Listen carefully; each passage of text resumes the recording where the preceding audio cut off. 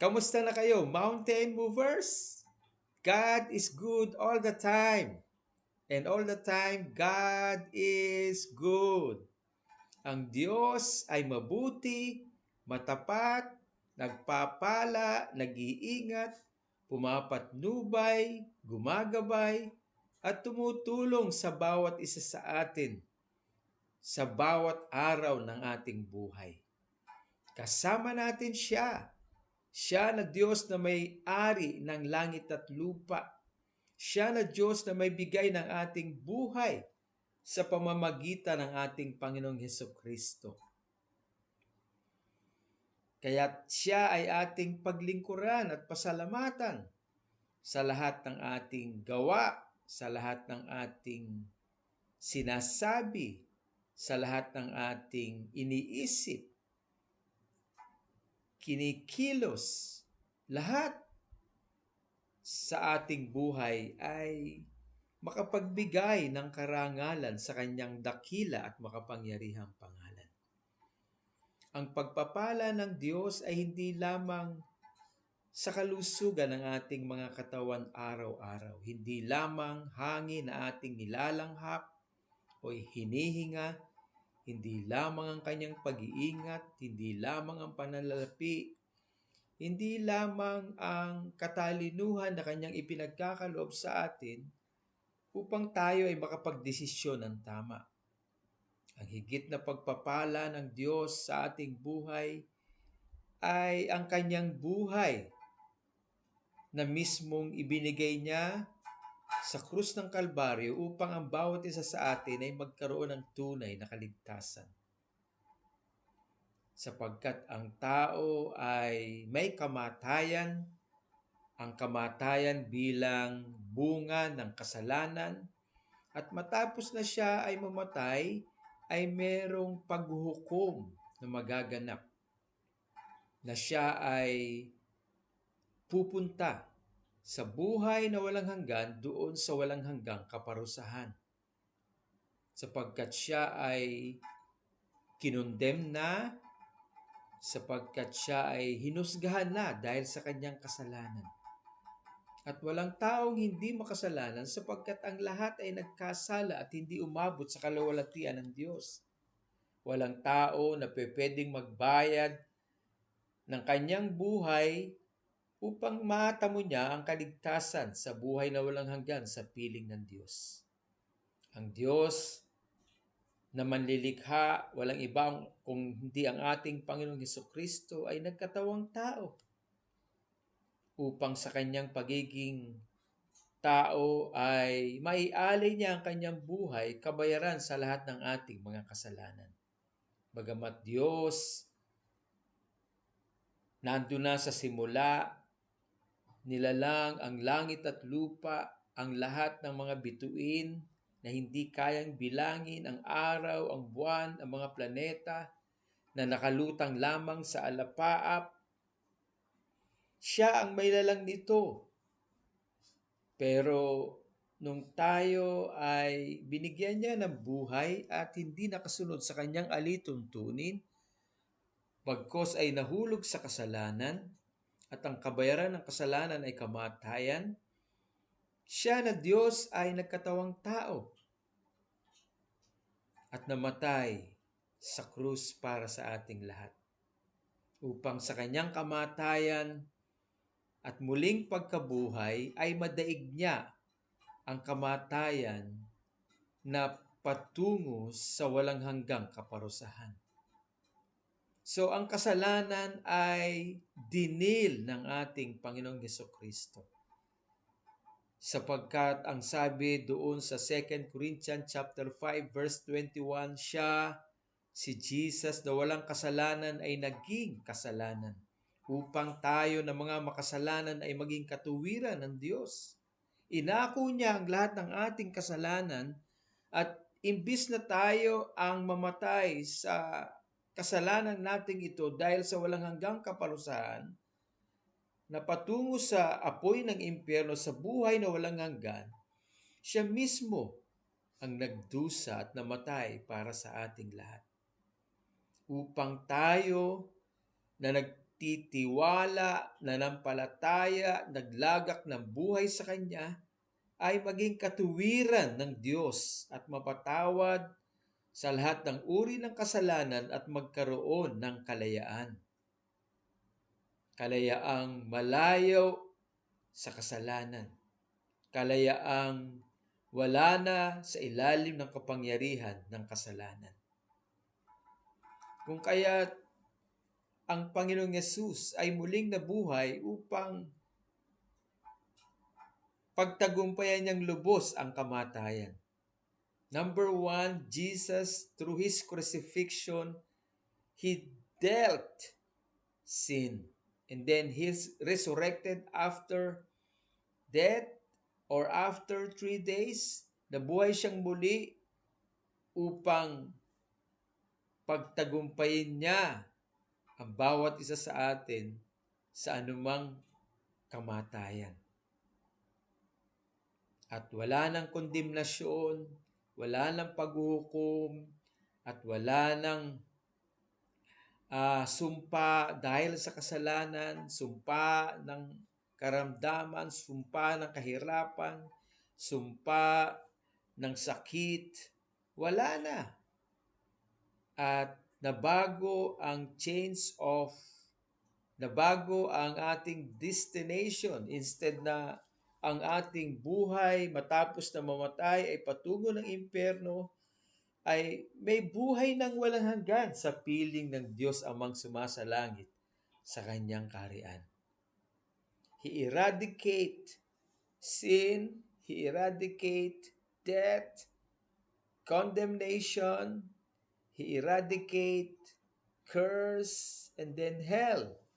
Kung kaya't meron na tayong buhay na walang hanggan ngayon, sapagkat si Jesus na tinanggap natin sa ating puso bilang ating Panginoon at tagapagligtas ay buhay na walang hanggan. At ang bunga ng ating buhay na walang hanggan sa piling ng Amang sumasalangit ay ang mga mabubuting gawa. Mabubuting gawa na malaya sa kasalanan, na malaya sa mga pagtitiwala sa sariling kakayanan, kung hindi lubos na pagtitiwala sa Diyos na may bigay ng ating buhay. Lubos na pagtitiwala ayon sa Kanyang mga salita na ating pinag-aaralan tuwing araw ng linggo. Kung kaya tayo ay nagpapasalamat sa pamamagitan ng pananalangin, namamanhik ng pagsamba at pagpupuri sa Kanya, sapagkat sa Kanyang kabutihan at kagandahang loob, tayo na mamamatay at patungo sa walang hanggang kaparusahan, ay inako niya ang lahat ng kasalanan, siya ang namatay, muling nabuhay, at wala ng condemnation, wala ng curse, at ang ating eternal destiny ay nabago na. Doon na tayo ngayon sa kaharian ng Amang sumasalangit na ipinaghanda niya ang bawat isa sa atin ng mansyon. Kaya may pagpapatunay sa pamamagitan ng banal na Espiritu Santo na tayong lahat ay ligtas na. Ang pagpapatunay ay ang buhay nating mga binago. Na kung dati ay tamad, ngayon ay masipag at tumutulong sa mga magulang sa gawain ng bahay. Masipag mag-aral, masipag magtrabaho, masipag maglinis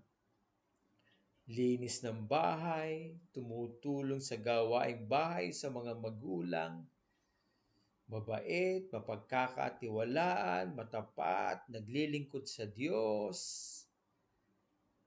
mabuting kapwa sa kanyang kaibigan, sa kanyang kapitbahay, mabuting anak sa kanyang mga magulang, matapat na asawa sa kanyang asawa, malaya sa anumang bisyo, malaya sa anumang uri ng kasalanan sa mundong ito. Yan ang katibayan na tayo ay may buhay na walang hanggan. Ang mabubuting gawa na naihuhugis ang ating buhay sa buhay ng Panginoong Yesus nung siya ay naririto sa mundong ito 2,000 taon nang nakararaan. Siya ay kinutya, pero ang ginanti niya ay kabutihan. Siya ay pinahirapan, pero ang ginanti niya ay pananalangin. Siya ay inusig, pero ang ginanti niya ay pagpapala. Pinakain niya ang mga tao sa pamamagitan ng 2 pirasong tinapay at 5 pirasong isda. Pinakain niya at pinagaling ang mga tao. Lahat ng tao na lumapit sa kanya ay hindi napahiya bagkus kanyang pinagpalang lahat. Ganon din ang ating buhay na tayo ay pagpapala sa ating kapwa.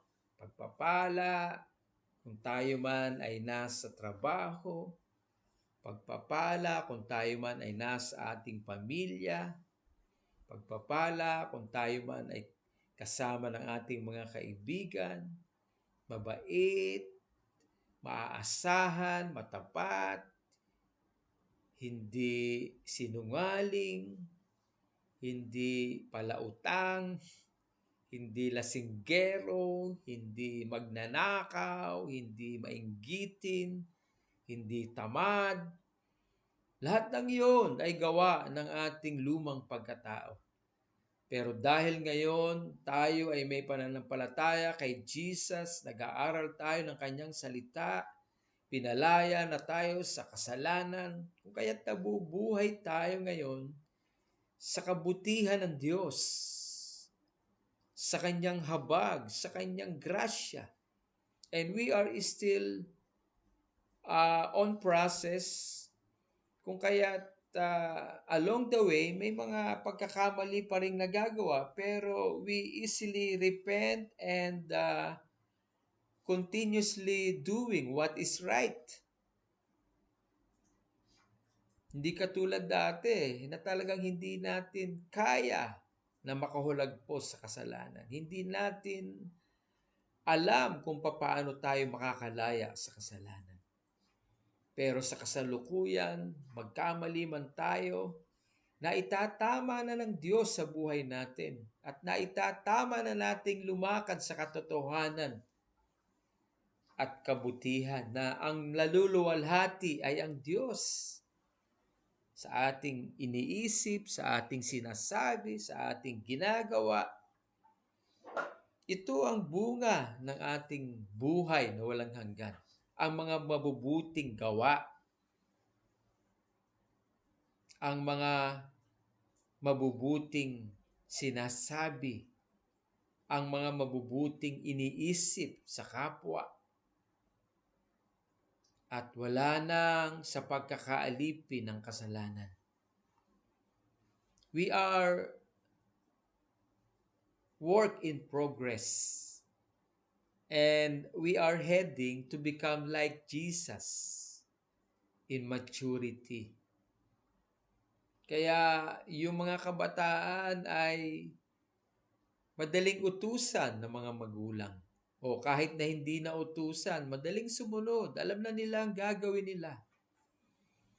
At ginagawa nila ang lahat ng pagtulong sa kanilang kapwa, ng pagtulong sa kanilang mga magulang sa loob ng pamilya sapagkat alam nila na naluluwalhati nila ang Diyos sa kanilang mga ginagawa. Masipag mag-aral,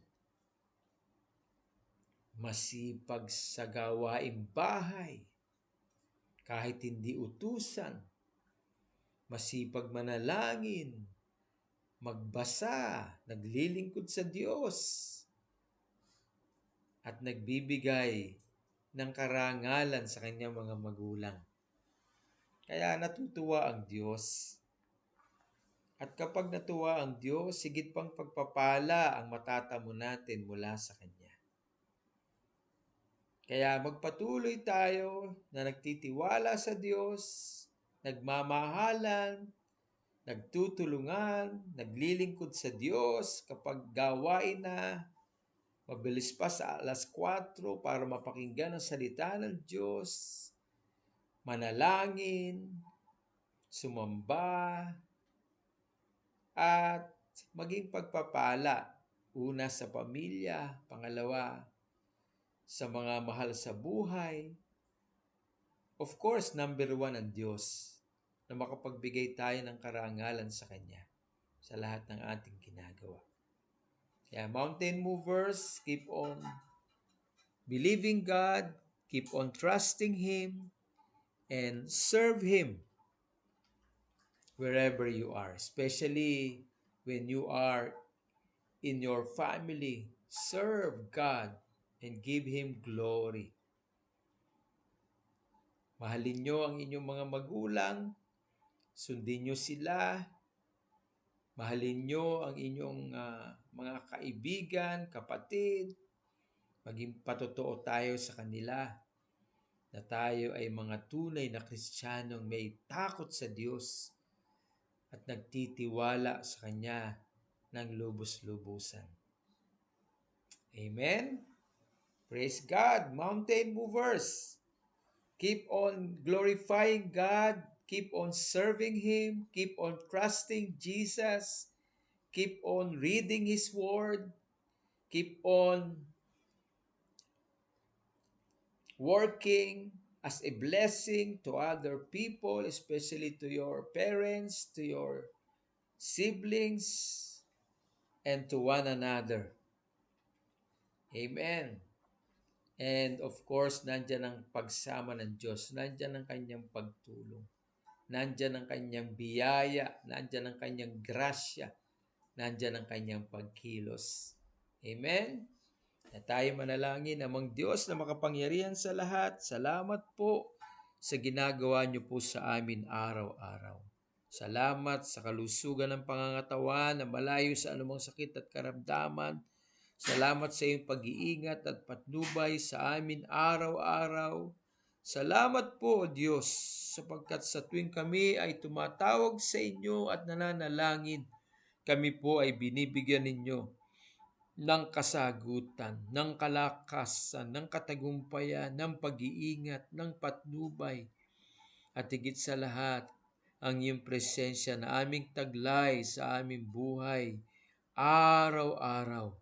Pinagkakatiwala ko po sa inyo ang inyong mga anak, O God. Ang pamilya po ni Sister Jovi, ang pamilya ni Sister Sol, ang pamilya ni Cheryl, ang pamilya po ni Nanay Irma, ang pamilya po ni Jerry, ang pamilya po ni Edith, ni Lucy, ang pamilya po ni Des, ang pamilya ko po, O Diyos, ang Angati family, ang pamilya ni Fidel, si Amel, si Nining, si Wengweng, lahat po, O Diyos ng Mountain Movers.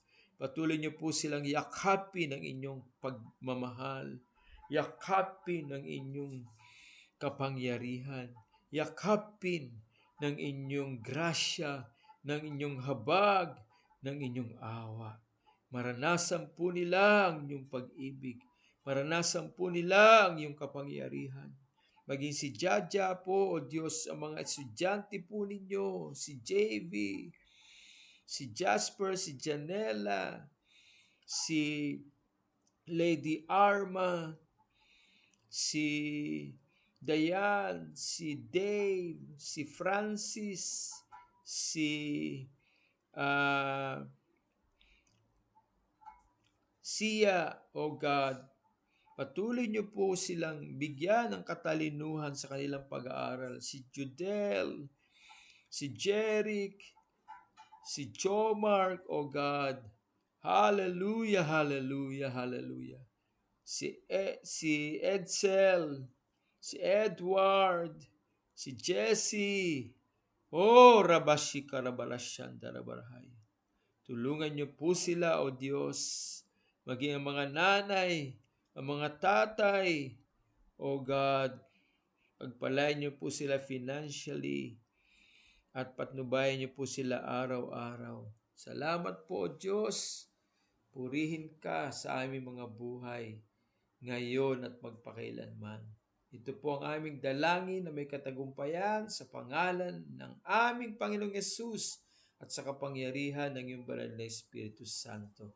Ang lahat ay magsabi ng Amen and Amen. Praise God, Mountain Movers. God bless you all.